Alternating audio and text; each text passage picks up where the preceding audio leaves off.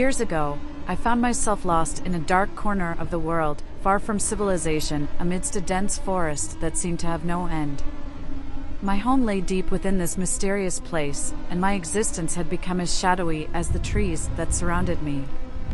I am the guardian of this forest, a woman who has lived for centuries thanks to a curse that torments me. My life has become an eternal nightmare, an endless torment, and my soul has grown as dark as the night itself. My only solace is in the souls of unfaithful men who enter this forest, seeking an escape from their unsatisfying lives. The story of my curse dates back to ancient times, when I was a young and beautiful woman named Elara. My beauty was so captivating that men from the entire region came to court me. However, I had eyes only for one of them, a handsome man named Lucius. We were deeply in love, and it seemed that nothing could separate us. But Lucius had a dark side, an insatiable desire for adventure and carnal pleasures. Despite my unwavering love, I couldn't help but notice that he would disappear for days, often in the company of other women. My suspicions grew, and finally, one day, I secretly followed him. What I witnessed broke my heart. Lucius was in the arms of another woman, their laughter filled with lust filling the air. My world crumbled around me, and in my despair, I did something that would change my life forever. In a fit of anger and pain, I uttered an ancient curse I had learned from a solitary witch who lived deep within this forest. The curse seized Lucius, turning him into a puppet of my will. He was trapped in a state of eternal suffering, tormented by his sinful actions. My vengeance was relentless, but my own punishment was much worse. The curse extended to me, binding me to the forest and condemning me to a solitary existence. Now, my appearance was a reflection of my tormented soul. My skin turned pale as snow, my eyes gleamed with a malevolent glow, and my hair grew as dark as the night. I was no longer the young and beautiful Elara, but a nightmare creature that lurked in the forest shadows. Throughout the centuries, my anger and bitterness grew. I became insatiable, craving the souls of unfaithful men as my only source of relief. I lured them into the forest with a sinister song, a melody that echoed in their dreams and called them to their doom. When they entered my domain, I ensnared them in a whirlwind of darkness and dragged them to my lair, where their souls would be devoured. The first time I tasted an unfaithful soul, I experienced a satisfaction I had never felt before. It was as if a dark fire burned within me, consuming the bitterness and pain I had accumulated over the centuries. Since then, I became a soul predator, hunting men who ventured into my forest in hopes of finding forbidden pleasure. On the night my story began, a dense fog rose over the trees, enveloping the forest in an eerie atmosphere. I was in my lair, a hidden cave deep in the forest, where the whispers of the trees sounded like the voices of the damned.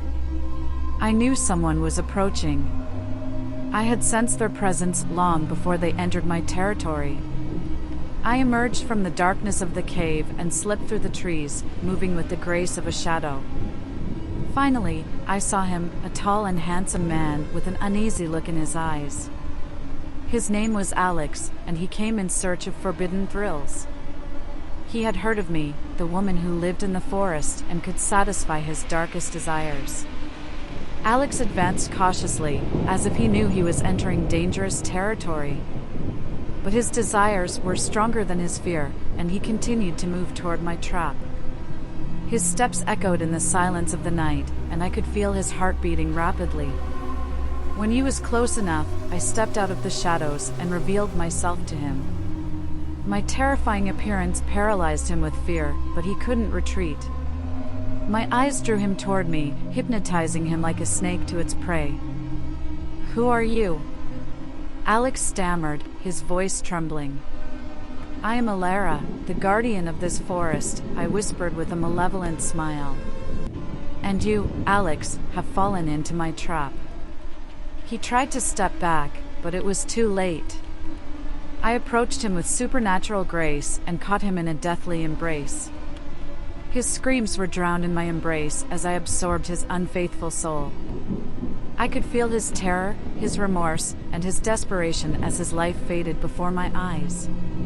When it was over, I let him fall to the ground, an empty shell of the man he once was. I felt more powerful than ever, but the satisfaction I had felt before was no longer there. The darkness within me seemed to grow deeper with each soul I consumed. Days turned into nights, and nights into days as I continued to hunt unfaithful souls.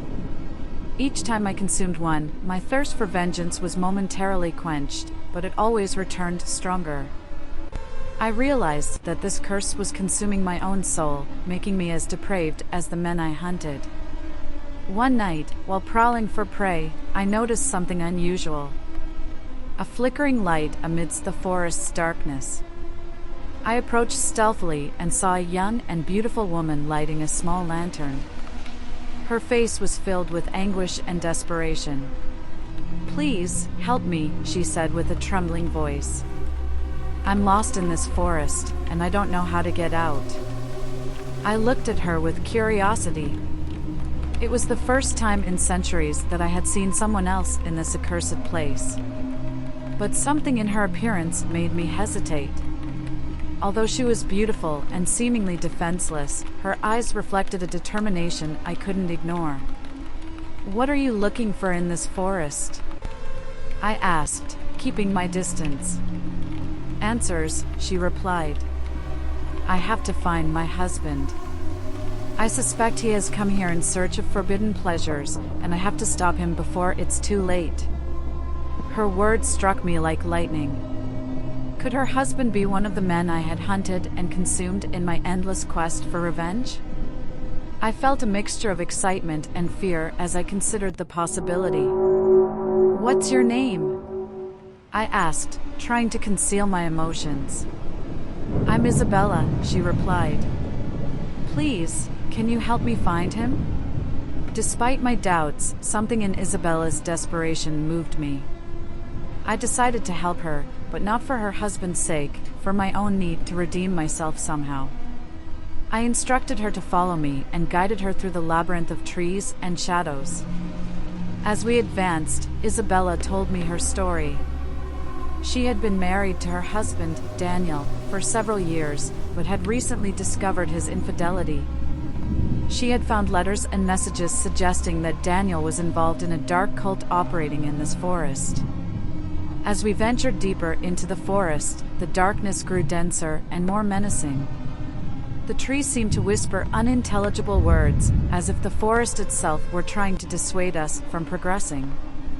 But Isabella was determined to find her husband and uncover the truth, and I followed her, feeling that this might be my only chance at redemption in some way. Finally, we reached a clearing in the forest where we found a strange mark on the ground, a circle inscribed with ancient symbols and extinguished candles. Isabella looked at the mark in horror. "This is what I've been looking for," she murmured. "It's the place where they gather for their dark rituals. I have to find Daniel." The darkness loomed over us as Isabella stepped toward the circle. I knew that something terrible was about to happen, but my own curiosity kept me by her side. Suddenly, a figure emerged from the shadows, a man dressed in black robes and a mask that concealed his face. "Daniel!" Isabella cried with tears in her eyes. "What are you doing here?" The masked man didn't respond, but began reciting words in an ancient and sinister language. The ground trembled beneath our feet, and the circle began to glow with a dark and malevolent light. I knew I had to do something before it was too late. I lunged at the masked man with all the strength I had, but he was stronger than he appeared. We struggled in the midst of the circle as the ritual words echoed in the air. I felt something malevolent awakening, something ancient and powerful. Finally, I managed to tear the mask off the masked man's face, revealing Daniel, but his eyes were empty, as if his soul had been ripped from him. The ritual continued, and the circle shone even brighter. Isabella screamed in despair as she threw herself onto Daniel, trying to awaken him from his trance. But it was futile. The curse that had fallen upon him was stronger than any of us could break. Then, in an act of desperation, I recited the curse I had uttered centuries ago. The words came out of me like a dark roar, and the curse surged toward Daniel with titanic force. His eyes filled with terror as his body writhed and contorted. The curse dragged him back into the circle, and an explosion of dark energy enveloped him. When the darkness finally dissipated, Daniel lay on the ground, unconscious but free from the curse that had tormented him. Isabella rushed to him and embraced him with tears in her eyes. "What have you done?" she asked with astonishment and gratitude in her voice. "I have returned your husband to you," I replied somberly. "But do not forget that I am the guardian of this forest, and my curse still lives within me. I must remain here, as a shadow among the trees, condemned by my own sins." Isabella looked at her husband and then at me with compassion in her eyes. "Thank you for saving him," she said. "I hope you find peace someday." With those words, Isabella and Daniel left the forest, leaving me alone in my dark abode. I stayed there, feeling the curse burning within me, but also a spark of hope. Perhaps, someday, I would find a way to redeem myself completely and free my soul from this eternal damnation. As I watched them disappear into the distance, a solitary tear ran down my pale cheek, evidence that even in the deepest darkness, the light of redemption could still shine. My story in this accursed forest had not yet come to an end. I hope this chilling tale has kept you on the edge of your seat. Don't forget to like and subscribe for more spine-tingling stories like this. Until next time, friends.